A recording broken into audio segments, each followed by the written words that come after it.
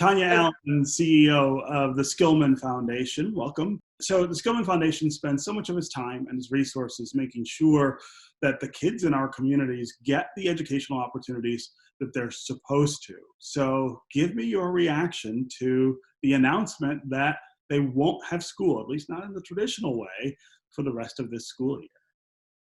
Yeah, well, we're supportive of Governor Whitmer's and our executive order. The first thing we need to do is make sure that our children are safe.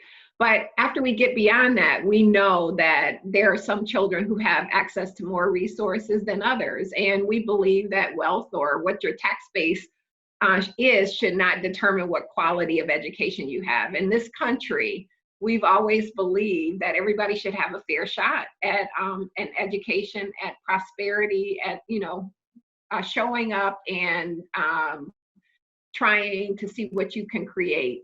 And we know that our kids aren't having that. And so we have to figure out in the short term, how do we make sure our kids get the resources, particularly the technology and the connectivity that they need so that they can have access to instruction and learning during this time period.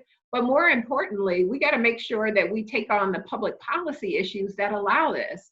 So give us a window into how the Skillman Foundation and other philanthropy in town are kind of responding to what's happening.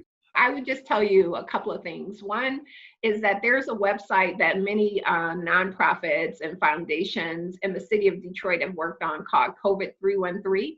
And that COVID313.org, that website has resources for parents and for children. So how to keep your kids busy, giving them access to academic supports, if they need health or mental health supports, all of those things are in one place. And so we hope families would access those.